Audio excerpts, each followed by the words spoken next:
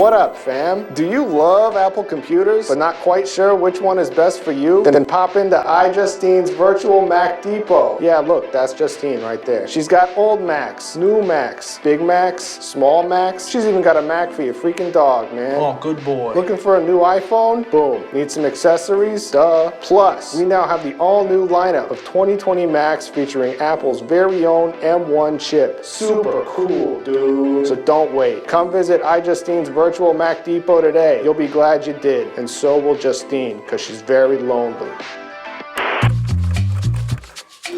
Hi, thank you for coming into Justine's virtual Mac Depot. I'll be right with you. Hi, I'm Justine. How can I help you? Oh, Adrian, hi. Very nice to meet you. I'm Justine. This is my Mac Depot. Welcome. So you currently don't have a computer. You do have an iPad, you have an iPhone, and an iMac is currently on your agenda. Okay. Ugh, Adrian, I wish that we had an M1 iMac that I could sell for you today. Now, we still do have Intel Macs. We have one of the new iMacs back here that has the nano texture glass, which is beautiful. But Apple's kind of working on this little 2-year transition period where they're transitioning all of their current Intel Macs to the M1 chip. We don't have any iMacs with the M1 chip here yet. So, check back later. We probably will be working on those secretly in the back room somewhere, but I can't give you any information as to when that's gonna be. But if you are looking for something stationary, I think this Mac Mini might just do the trick. Now, the problem though is it doesn't come with a keyboard or a mouse or a monitor, but if you have those already, you can basically use anything. They're sold separately. This is the least expensive Mac in the entire lineup right now. So this is starting at just $699, and you can configure these up to 16 gigs of memory and even with a 2 terabyte solid state drive. So you're gonna be getting 3 times faster CPU, an 8-core GPU for 6 times faster graphics. There's also an Ethernet port. We have HDMI 2.0. We have 2 USB-C 4 ports, which are also Thunderbolt compatible, and this is also very interesting because this is also compatible with the new Pro Display XDR displays. So you can get a full 6K resolution if you hook this up to one of those displays. Now, those displays are about $6,000. So at that point, you could probably buy 8.5 Mac Minis. So think about it. You could start a render farm. I don't know, maybe that's something that you're into. You could also use either one of these new laptops as a desktop machine. You just have to plug it into a monitor so you can basically be using it as a desktop. We got dongles for that, of course. They're sold separately, but we got them. But then you can just unplug it and take it to the other room, or if you are someone who does leave the house, you can take it anywhere. I take mine to bed. That's it. So I do just want to mention that these 3 Macs, these are not top of the line computers. These are more entry-level Macs, but what's really exciting is we've been able, I don't actually work for Apple, this is a Mac Depot, so we're kind of just a little, we're not affiliated, but they have put a lot of pro features into these entry-level devices with this new M1 chip, and it's really exciting. So normally I'm editing on one of the highest end 16-inch MacBook Pros, and I'm editing a lot of 4K footage, a lot of 120 from the A7S III, and this MacBook Pro, it didn't even skip any frames. I was impressed. Adrian, I think you would also be pretty impressed as well. The MacBook Air is pretty impressive. I mean, this is a very small device. It's also fanless, so it is completely silent. So if you do a lot of conference calls or Zoom calls or whatever kind of conference call type thing that you're into, there's no fans. It is so quiet, so you'll never have to worry about that fan noise. And something else that's really cool is I was editing some 4K footage in Final Cut, and it was seamless. And the fact that I'm editing silently is very impressive. I don't know if you've ever used MacBooks before. They can be a little loud with the fans, with the cooling, but because of the M1 chip, it's way more power efficient, and that's how they're able to get this fanless design. Now, if you need a little bit more power though, we've got this MacBook Pro 13-inch. And this is very interesting because this is the MacBook that has the longest battery life of any Mac ever. The other thing that's impressive is being able to edit 8K ProRes footage on this small, tiny little MacBook. Now, Adrian, I'm not sure if you're doing 8K footage, but if you are, I mean, you probably aren't gonna be looking at this to be your main editing machine, but knowing that you're able to do that, it's pretty cool, huh? So I know you're probably torn because just looking at these two side by side, the specs are very similar, but with a Pro, it does have the fan, so it does consume a little bit more power because it does have a larger battery, the screen is a little bit brighter, and it does have this touch bar. So if you do think that you're gonna be doing more processor intensive things, a lot of photo editing, a lot of video, I would probably recommend the MacBook Pro. I do just wanna remind you, these are the first 3 M1 devices that Apple has created. There's going to be more in the future that will be more powerful than these. So if you don't think that these can handle the job of what you need to get done on a daily basis, then I would either, number one, I would wait, or they have a ton of other computers in their inventory that are still Intel based that will be supported for many years to come. So you don't have to worry. If you're gonna get an Intel Mac because you need something more powerful, that's okay. We're not gonna fault you. The one thing I do wanna note is the storage options on some of these lower end models is not a lot. It's like 256 gigs. For me, that would be one single video and then it's full. But I don't really ever edit any of my footage off of the system drive. I mostly use that for software. You can upgrade the storage up to 2 terabytes, but that's where things get spendy. If you're still interested, I can do some demos in the back. Just give me a second to set up.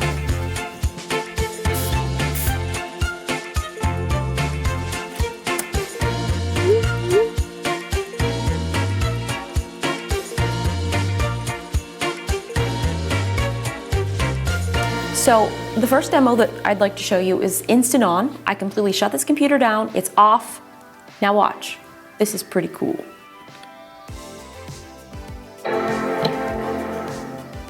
Whoa, did you also notice that that little startup chime is back?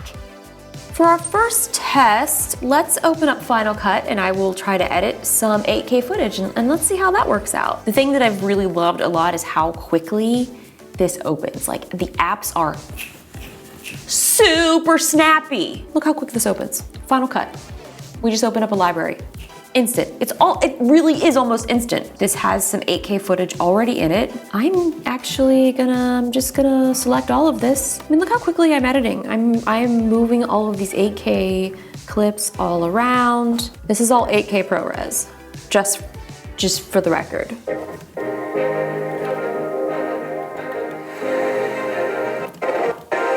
Get out a Sharpie and color me impressed. Now let me drop in some of my 8K ProRes footage. Oh wow, look at that. Oh my God, look at that. You guys, I'm impressed. We shot this on the red. This is so freaking fast. Okay, let's get this colored up.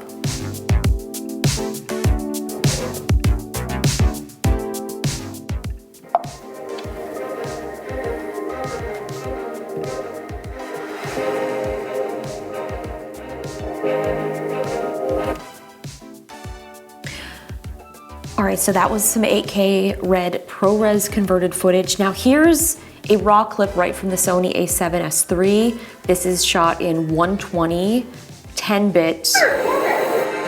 Oh my gosh, look at this. This is crazy. This is working so well. I'm not gonna lie, I've definitely been struggling with some of the a7S III footage when we've shot it in 120 on some of my Intel Macs. Okay, so I'm gonna slow this down by 50%.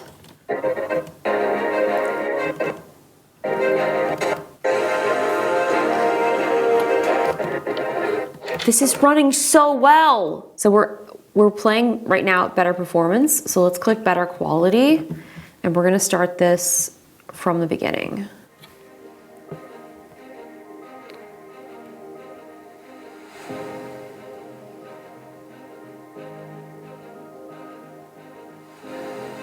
Wow, I'm pretty impressed. Now let's drop in some drone footage. Let's see what I've got. Oh yeah, look at that, look at that, look at that, look at that, look at that. Epic, epic, epic, epic. This is running very well. All right, let's export it, let's export it. Let's take this bad boy into compressor and see what you got. Okay, let's just export this full res, see what happens. Just full thing. Here we go, we're sharing it. The fans have not even turned on yet. This is an 8K timeline. Like, what the heck? Here it is. This is a full 8K video that just exported. Oh my God, does that look good?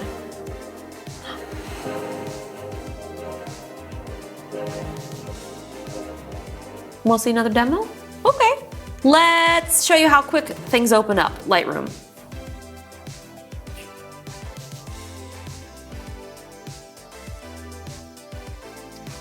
This is loading in a bunch of my files that I already have uploaded from the cloud. I mean, this is crazy. Like, we can just cruise through these. And then if I want to import some more, let's do that as well. So here's some photos that were shot on the Sony a7R IV. Let's review these for import. Let's just add them all to add 63 photos to the library. Why not? Let's just edit this. We'll edit, how about that one?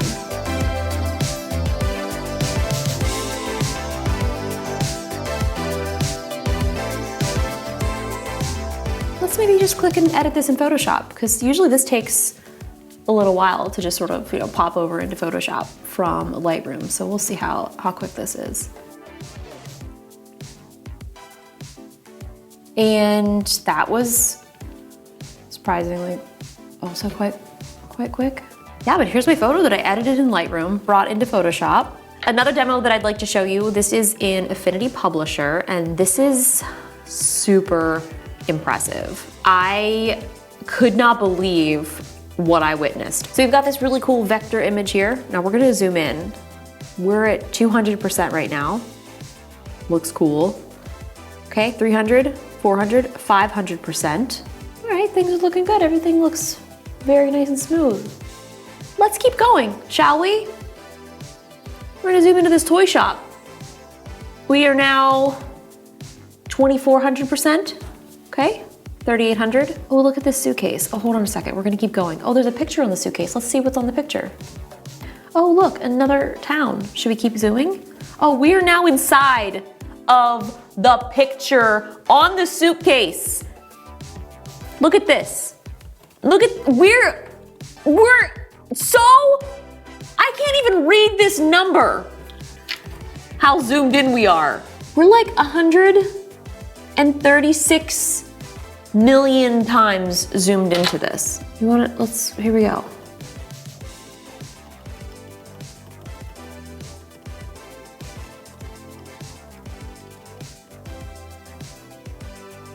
Yeah. Oh my God. Another thing that's very exciting is now on the M1 Max, we're able to open iPhone and iPad apps on your Mac. Pretty cool. This is Kitchen Stories. This is an iPad, an iPhone app, and now it's running on my Mac. So this is gonna kind of open up a whole new world for developers to start developing not only just for iOS or iPadOS, but they're able to cross-develop so they'll be able to work on your Mac. Let's play a game. What's this? Whoa! You are Comrade Ivan Ivanovich Privalov. Of the 12th of April. This fan still hasn't turned on. I promise you, if I even just open my 16-inch MacBook Pro, the fan is gonna turn on. So now that you've seen a little demo on the new 13-inch MacBook Pro, let's do the same thing on the MacBook Air and see how this one performs. So the demo I'd like to show you on the MacBook Air, this is gonna be a little 4K timeline in Final Cut. This has some ProRes footage ready to go. Look at this. Cool, cool. Okay, now let me drop in some of my 4K content, see what we can get. Also, we're just gonna drop in that 8K piece of footage too and just see how that handles it. You know, I mean, we might as well. I mean, this is a 4K timeline, but this is still handling this 8K clip like a champion. Let's see what other clips I've got in here. We've got some content from the a7S III. This is all shot in 120. And I will say that sometimes using this 120 10-bit 422 footage just straight off the camera does give my MacBook Pro 16-inch stutters a little. And let's remember, this is a MacBook Air, okay? We're doing better performance right now. We'll slow this down to, let's do 25%.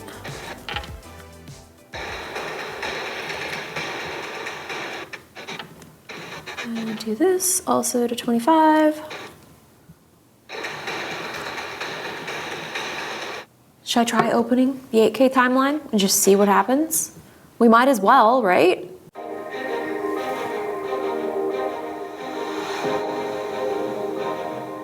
This is the 8K. The 8K is running, it's running quite well on here. What the heck?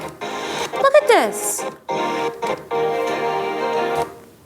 Let me just confirm with, let me confirm. You freaking look at this. Look. You, Adrian, do you see it? MacBook Air, this is 8K on a MacBook Air. And we have a few frames dropped there, but there's two, that was 2 streams of 8K.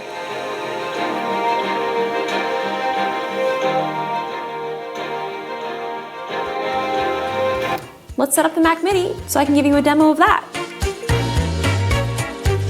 We've now got our Mac Mini all set up. The cool thing about the Mac Mini is that it does have a speaker built into it, and it's not like that impressive, but it does have one. Obviously, as you can see, this is connected to the Pro Display XDR, and it is running very, very beautifully. So I just opened up the 8K library that we were using on both of the other Macs as well. And here we go. I mean, are you surprised that it's running this well? Like, this is, like, look how big I can make this. Oh my gosh. Wow. Normally when I'm editing, I don't edit with a screen that's this large. I'm usually editing with like a bunch of different screens open. I've got my levels, I've got all kinds of stuff happening, I've got all kinds of things going on. So having a bigger monitor like this allows me to have all of my different windows open and be able to access a lot of different content even quicker. Wow, wow, wow. All right, let's bring in some of my content into this timeline. Decided to drive over the camera. I was like, is this a good idea or is it not a good idea? It's probably not. Oh my gosh, and there I was like, whoa, dude, look what we did. We'll end it there. Yeah, watch this, watch this, watch this. Oh yeah, that's nice. Okay, so there's a little bit of frames dropping there. So we are in better performance. Again, this is an 8K timeline. I just really, you know, I have a Mac Pro and then I'm using a Mac Mini to edit 8K footage and I'm questioning everything, Adrian. Questioning it all. Oh, look at this, look at this.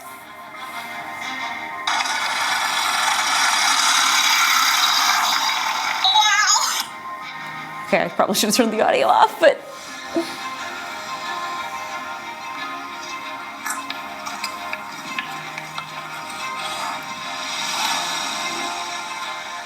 So what's cool though about this Mac Mini is this does have an HDMI output. So you really can use this as kind of like an entertainment device. You can hook this up to a TV. Anything that is HDMI, you can use it. Well, General, I am no man of science, but it had this radio thing that I'm supposed to use to let the surface know I have arrived. No! I thought I wasn't gonna make it. But you won't understand where your own... Editing 8K on the Mac Mini? Check. Gaming on the Mac Mini? Check. If you'd like, I can meet you up at the register. I'm just gonna finish this level very quickly. I hope that I was able to answer some of your questions today about the new M1 Macs. Thank you so much for coming into the Mac Depot. I had so much fun chatting with you. But if you have any further questions, feel free to leave them in the comments below. But now I gotta get back to work. I've got a lot of email to take care of.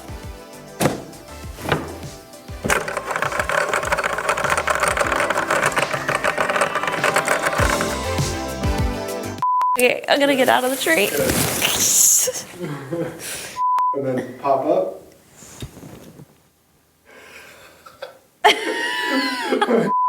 You know?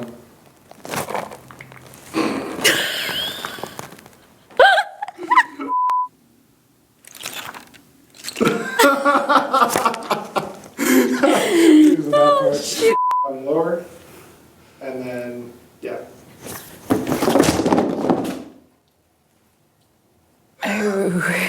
Oh, that wasn't supposed to.